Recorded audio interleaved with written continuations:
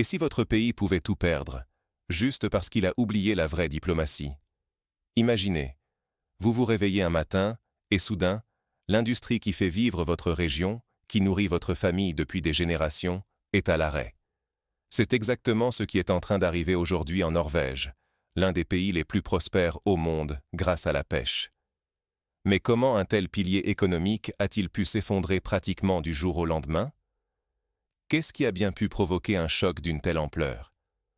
Tout a commencé par une annonce aussi sèche qu'implacable.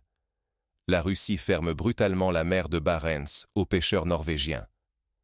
Du jour au lendemain, des milliers de bateaux norvégiens sont bloqués au port. Les usines de transformation du poisson, qui tournaient jour et nuit, ferment les unes après les autres. Les pertes s'accumulent à une vitesse vertigineuse. Chaque mois, ce sont des milliards de couronnes qui s'envolent. Des communautés entières, qui depuis plus de 1000 ans vivent au rythme des marées et des saisons de pêche, se retrouvent sans travail, sans perspective. Oslo, le gouvernement, est paralysé. Personne ne sait comment réagir. Et le plus inquiétant? Cette crise n'est pas un simple accident. Elle révèle à quel point la prospérité norvégienne repose sur une ressource, qui n'est pas entièrement la sienne. Car la mer de Barents, cette immensité glacée, a toujours été partagée entre la Norvège et la Russie. Pendant 50 ans, malgré toutes les tensions politiques, les deux pays ont réussi à s'entendre au moins sur un point: la pêche. Les scientifiques des deux côtés fixaient ensemble des quotas. Ils se consultaient pour préserver la ressource. C'était du gagnant-gagnant, une sorte de bulle diplomatique préservée des tempêtes géopolitiques. Mais ces derniers mois, tout s'est enrayé. La Norvège, fidèle à ses engagements avec l'Occident, a pris position contre la Russie, soutenant sanctions et aide militaire à l'Ukraine. La réponse russe n'a pas tardé. En fermant d'un trait de plume la moitié des zones de pêche, et pas n'importe lesquelles, les plus riches, où trône la fameuse morue norvégienne, Moscou a frappé là où ça fait le plus mal. Résultat, une économie à genoux, 100 000 emplois directement menacés, 3 fois plus si on compte les secteurs liés. Pour un pays de 5,5 millions d'habitants, c'est un séisme. Et au-delà du choc économique, c'est tout un modèle social, une identité nationale, une réputation internationale qui vacille. La Norvège découvre trop tard la réalité brutale d'une dépendance stratégique mal anticipée. Mais comment en est-on arrivé là? Pour comprendre ce séisme, revenons d'abord à la place essentielle de la pêche dans l'histoire et l'économie norvégienne. La Norvège ne vit pas seulement de poissons, elle existe grâce aux poissons. Ce n'est pas une exagération, c'est une réalité profonde qui structure tout le pays, de ces minuscules villages arctiques jusqu'aux salles de réunion des grandes entreprises d'Oslo. Depuis plus de 1000 ans, la pêche est le cœur battant de la Norvège. Bien avant le pétrole, bien avant le tourisme ou l'énergie verte, c'était la mer, les bateaux et surtout la pêche à la morue qui faisait vivre les familles et qui bâtissait des villes au nord du cercle polaire. Encore aujourd'hui, malgré la modernité, la pêche pèse jusqu'à 12% du PIB norvégien et elle fait travailler près de 400 000 personnes, directement ou indirectement. C'est immense, surtout pour un pays de seulement 5 millions d'habitants. Presque tous, d'une façon ou d'une autre, que ce soit dans la pêche elle-même, la logistique, la transformation, l'export ou les services, dépendent de cette industrie. Mais la mer qui nourrit la Norvège n'est pas à elle seule. Le secret, c'est la mer de Barents, un vaste océan glacé partagé avec la Russie où se trouvent les bancs de poissons les plus riches de l'Atlantique Nord. Ici, la nature ne connaît pas les frontières humaines. La morue, le hareng, le flétan migrent chaque année d'une zone à l'autre, indifférents aux lignes tracées sur les cartes. Pour gérer cette richesse commune, la Norvège et la Russie ont mis en place, il y a 50 ans, un système unique de coopération. Chaque année, une commission scientifique conjointe, norvégiens et russes assis à la même table, partage les quotas, surveille l'état des stocks et décide qui pourra pêcher quoi, où et combien. Les zones de pêche sont partagées, certains territoires sont co-administrés et même les périodes de pêche sont négociées pour préserver la ressource.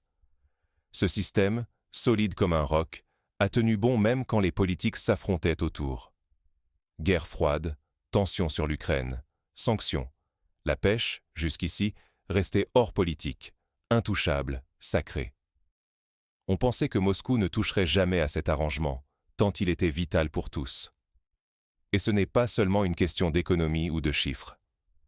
Dans le nord de la Norvège, au-delà du cercle polaire, dans des villes comme Tromsø, Hammerfest ou Alta, la pêche n'est pas qu'un métier, c'est la vie elle-même. Là-bas, il n'y a presque pas d'autres industries. Les familles vivent du poisson depuis des générations. Les fêtes, les traditions, la gastronomie, tout tourne autour de la mer. Mais il y a un point faible. Malgré la force apparente de ce partenariat, la moitié des zones de pêche se trouvent dans la zone économique exclusive russe de la mer de Barents. C'est là que la morue vient frayer, que le hareng hiverne, que se concentrent les plus gros bancs de poissons. Sans accès à ces eaux, la Norvège ne peut tout simplement pas maintenir sa flotte, ni ses usines, ni ses exportations. La ressource, elle, n'a pas de passeport. Priver les Norvégiens de la partie russe, c'est couper la chaîne à sa source. Pendant des décennies, pourtant, tout semblait fonctionner. Même quand les gouvernements se disputaient sur d'autres sujets, la coopération halieutique résistait. On se disait, le poisson, c'est au-dessus de la politique. On croyait l'équilibre indestructible parce qu'il était rationnel et profitable aux deux pays. Mais voilà, toute cette stabilité n'a tenu qu'à une seule condition, que les intérêts géopolitiques restent séparés de l'économie de la mer. Et c'est là que le bât blesse. Car à force de croire que le pragmatisme l'emporterait toujours, la Norvège s'est exposée à un risque énorme, invisible tant que la coopération tenait. Un risque que peu de Norvégiens, et encore moins d'observateurs étrangers, voulaient réellement voir en face. Si la Russie fermait unilatéralement l'accès à ses eaux, c'est une part entière de l'économie norvégienne qui s'effondrerait du jour au lendemain. Plus de quotas, plus de pêche, plus de travail, tout s'arrête. Les familles, les usines, les exportateurs, des pans entiers de la société se retrouveraient sans rien. Mais jusqu'en 2006, ce scénario restait théorique, presque inconcevable. La plupart des décideurs norvégiens n'imaginaient pas que la Russie irait jusque-là. Après tout, pourquoi sacrifier une coopération aussi fructueuse, menacer la stabilité d'une région entière? On parlait, à Oslo comme à Moscou, du modèle Barents, une réussite qui avait survécu à tous les soubresauts du siècle. Et pourtant, ce fragile équilibre, que l'on croyait à l'abri des tempêtes politiques, va se briser net.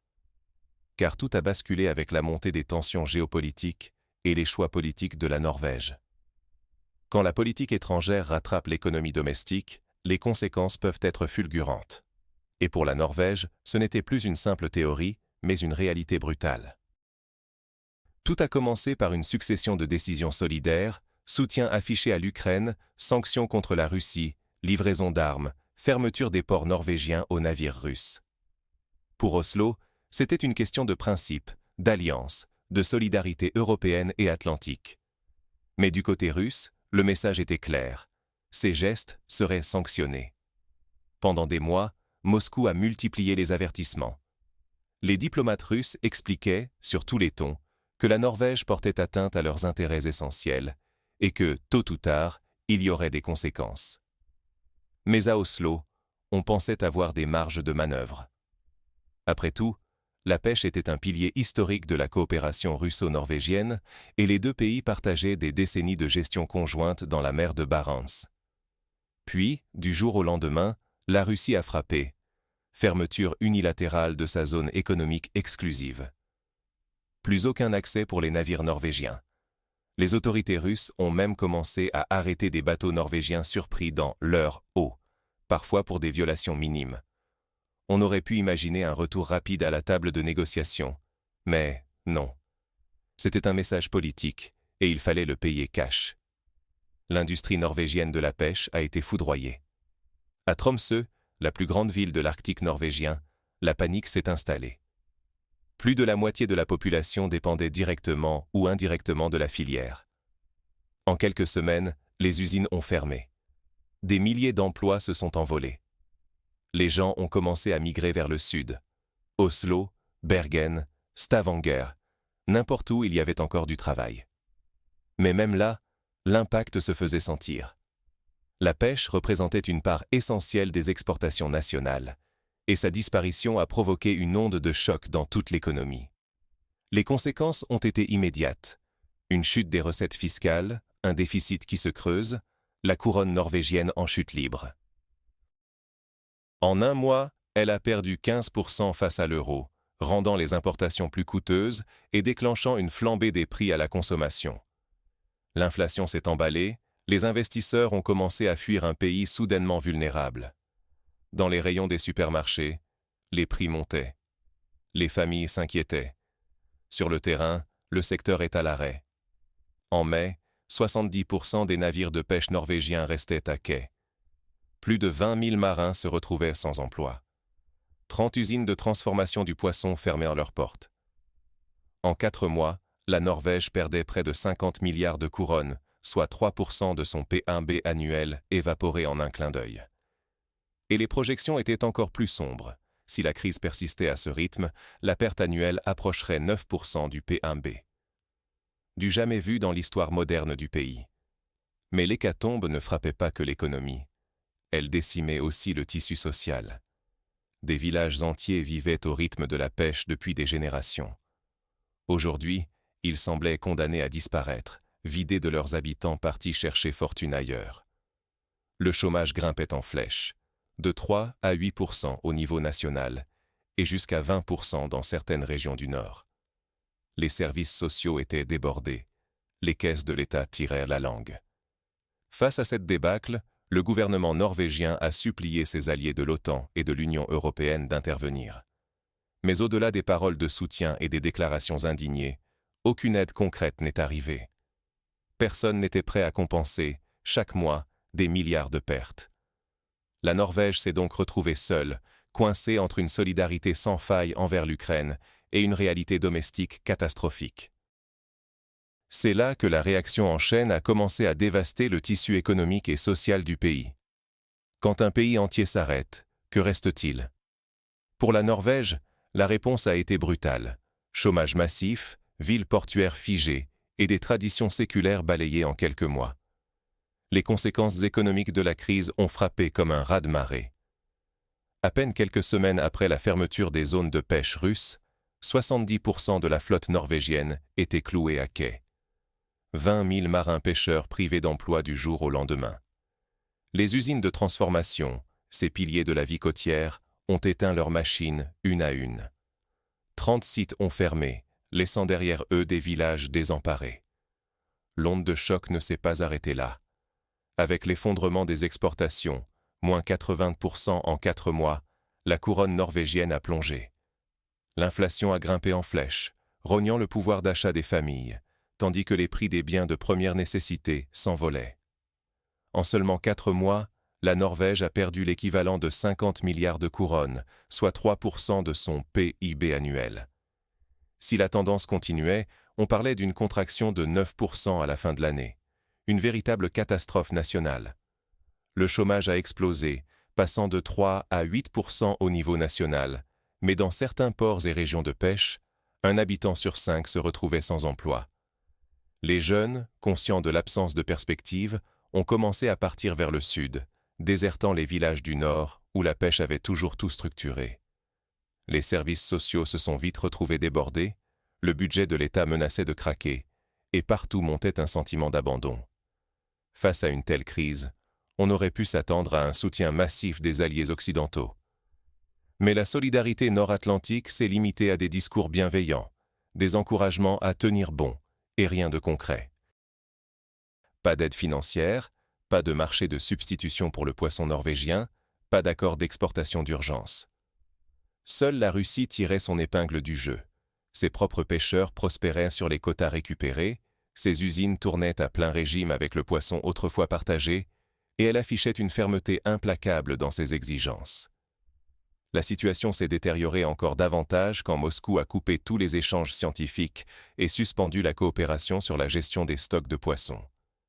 Sans ces données partagées, impossible pour les Norvégiens de planifier une exploitation durable, créant le risque d'épuiser la ressource à long terme. La crise n'était plus seulement économique, elle devenait une question de souveraineté et de survie. L'opinion publique, d'abord solidaire du gouvernement et des choix de principe vis-à-vis de l'Ukraine, a basculé. Au début, la majorité refusait de céder au chantage russe. Mais au fil des mois, alors que les licenciements s'accumulaient et que la misère progressait, la question s'est imposée. Pourquoi sacrifier notre prospérité pour un conflit lointain? Les sondages ont montré une chute spectaculaire du soutien à la politique pro-ukrainienne, de 70% à moins de 30%. Désormais, 70% des Norvégiens réclamaient que leur gouvernement rouvre le dialogue avec Moscou pour sauver la pêche et leurs emplois. Parallèlement, la tension est montée dans la rue et au Parlement. La droite populiste a exigé l'arrêt de toute aide militaire à l'Ukraine et l'ouverture de négociations immédiates avec la Russie. Même au sein du Parti travailliste, jusque-là ferme sur ses principes, le malaise grandissait. Puis vint le moment décisif. Un immense rassemblement à Oslo, 30 000 Norvégiens défilant pacifiquement, mais déterminés à exiger la fin du soutien à l'Ukraine et la réouverture des zones de pêche. Le gouvernement, dépassé par l'ampleur de la contestation, n'a plus pu ignorer la colère sociale. À ce stade, le risque n'était plus seulement une crise économique, mais une ruine nationale, une fracture sociale profonde et un effondrement de la souveraineté norvégienne. L'avenir du pays semblait suspendu à un choix impossible. Rester fidèle à ses alliés et à ses principes, ou sauver son économie et la survie de ses régions côtières. Sous la pression populaire et avec l'économie au bord du gouffre, la Norvège doit choisir entre ses principes et sa survie. Sauver l'économie. Mais à quel prix pour l'indépendance? Alors que la Norvège était au bord de l'effondrement économique, la seule solution restante était aussi la plus douloureuse. Sous la pression des rues vidées de leur activité, des familles sans revenus et de régions entières menacées de désertification, le gouvernement a cédé. L'espoir d'un compromis plus favorable s'est vite évanoui devant la fermeté de Moscou. Les négociateurs norvégiens ont tout tenté pour adoucir les conditions imposées, mais la Russie, bien consciente de sa position de force, n'a accordé que de maigres concessions, conservant l'essentiel de ses exigences. En juin, un accord est finalement signé. La Norvège promet de respecter 5 conditions russes incontournables. Parmi elles, l'arrêt total de toute aide militaire à l'Ukraine, la levée des sanctions économiques contre la Russie et surtout, une révision des accords sur le partage de la mer de Barents, qui étend désormais la zone contrôlée par Moscou. La Norvège s'engage également à ne plus participer à aucun exercice militaire dirigé contre la Russie. Pour Oslo, c'est une humiliation. Rompre publiquement avec ses alliés occidentaux, reconnaître ses erreurs diplomatiques passées et accepter, au fond, une forme de vassalisation régionale. Mais le pays n'a plus vraiment le choix. L'alternative? Un chaos économique irréversible et la ruine définitive des régions du Nord. Le Parlement norvégien ratifie l'accord à une large majorité, malgré la colère d'une partie de la classe politique, de la presse et de l'opinion publique. Immédiatement, la Norvège arrête toute livraison d'armes à l'Ukraine et annule l'ensemble de ses sanctions commerciales contre la Russie, sous les regards incrédules, voire hostiles, de Bruxelles et Washington.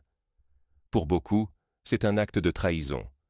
Les États-Unis fustigent l'abandon du front commun, l'OTAN dénonce un danger pour l'unité de l'Alliance, et les promesses vagues d'aide économique venues de l'Ouest se révèlent sans lendemain. Et pourtant, pour le gouvernement norvégien, il ne s'agit plus de choisir entre l'Est ou l'Ouest, mais entre la survie et l'effondrement. À partir du 1er juillet, les eaux russes rouvrent enfin aux pêcheurs norvégiens. Les ports reprennent vie, les usines redémarrent, les bateaux repartent en mer. Peu à peu, les exportations de poissons recommencent à remplir les caisses de l'État et la courbe du chômage s'inverse. Mais tout le monde sait que la reprise sera longue et incomplète. Des centaines d'entreprises ont déjà disparu, des familles entières ont quitté les villages côtiers, et les jeunes ne reviendront sans doute pas. Des traditions séculaires, la transmission du métier de père en fils, se sont brisées en quelques mois. L'infrastructure, partiellement démantelée, ne se reconstruira pas en un jour.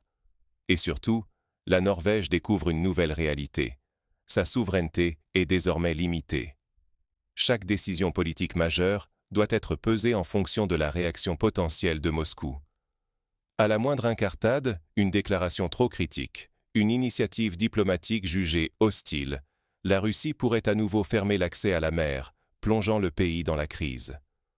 La Norvège est entrée, de fait, dans la sphère d'influence directe de son voisin, perdant une grande part de son autonomie pour préserver son économie. Pour beaucoup de Norvégiens, c'est un revers cuisant. Eux qui se voyaient comme une nation indépendante, prospère, modèle de résilience, se retrouvent désormais à la merci des décisions russes. Le choc est aussi géopolitique. La Norvège, pilier de la stratégie occidentale en Arctique, se retrouve isolée, mise au ban par certains partenaires et suspectée de faiblesse par d'autres petits pays qui, eux aussi, dépendent de ressources partagées avec de grandes puissances. L'Islande, par exemple, observe de très près la leçon norvégienne et revoit discrètement sa propre position vis-à-vis de Moscou, refusant désormais de s'aligner systématiquement sur les initiatives anti-russes. Car la leçon est claire, placer les principes idéologiques ou la fidélité aux alliances au-dessus du pragmatisme économique peut coûter très cher aux petits pays. L'aide occidentale ne suffit jamais à compenser la perte d'un secteur vital, et la solidarité affichée ne remplace pas les emplois ni la vie des régions. En définitive, la Norvège doit composer avec une dépendance accrue vis-à-vis de la Russie, une perte de crédibilité internationale, une rupture partielle avec ses alliés, et l'angoisse d'un avenir où chaque faux pas diplomatique pourrait avoir des conséquences économiques désastreuses. Ce n'est plus la Norvège forte et sûre d'elle du passé, mais un pays obligé d'avancer sur la pointe des pieds, soumis aux humeurs d'un voisin imprévisible. Mais quelles sont les leçons de cette crise? Peut-on vraiment revenir en arrière? Et vous, que vaudraient vos principes si tout votre monde s'écroulait? C'est la question brutale que la Norvège a dû affronter, lorsque la Russie a fermé ses eaux, laissant le pays, jadis riche et sûr de lui, face à une réalité crue. L'indépendance ne se décrète pas, elle se négocie au quotidien, surtout quand votre voisin tient vos ressources vitales entre ses mains. Pour de nombreux Norvégiens, c'était un choc, presque une humiliation. Eux qui pensaient à leur prospérité acquise découvrent que la richesse peut s'évaporer du jour au lendemain, non pas à cause d'une guerre ou d'une catastrophe naturelle, mais d'une simple décision politique prise à Moscou. La leçon est claire, et elle ne concerne pas que la Norvège. Derrière les discours sur les principes et la solidarité entre alliés, il y a la réalité froide des intérêts. Quand les comptes sont faits, que les usines ferment, que les familles se retrouvent sans travail, les promesses des partenaires s'effacent. L'Europe a exprimé sa solidarité, les États-Unis ont promis d'aider, mais au bout du compte, les paroles ne remplissent pas les filets des pêcheurs. Et la Norvège, pragmatique, a découvert que choisir la survie économique, c'est parfois accepter de mettre ses idéaux de côté. Ce dilemme, il est universel. Chaque petite nation qui dépend de ressources partagées avec une puissance doit arbitrer entre ses valeurs et sa survie. L'Islande, la Finlande, le Danemark, tous ont observé la crise norvégienne en comprenant que la politique internationale n'est pas un terrain de jeu pour les idéalistes, mais un champ de bataille où le contrôle des ressources est une arme aussi puissante que les missiles. La Russie l'a prouvé. Pas besoin d'envahir, il suffit d'appuyer sur le bon levier, et un pays entier plie. C'est une nouvelle forme de puissance, où l'économie remplace la force brute, où la souveraineté s'achète et se vend au prix du poisson, du gaz ou de l'uranium. Alors oui, la Norvège a fini par accepter les conditions russes. Non par amour ou par faiblesse, mais parce que l'alternative était pire. Le déclin, l'exil des jeunes, la disparition d'une culture vivante. Peut-on reprocher à un peuple de choisir de vivre? Le vrai prix de la souveraineté, c'est parfois de savoir quand s'incliner, pour mieux se relever demain. Et vous, jusqu'où seriez-vous prêt à aller pour protéger votre mode de vie? Sacrifieriez-vous vos principes pour la survie collective? Dites-le nous en commentaire, abonnez-vous pour ne rien rater des prochaines analyses, et surtout, n'oubliez jamais, dans le monde d'aujourd'hui, le pragmatisme n'est pas une trahison, c'est une nécessité. À bientôt.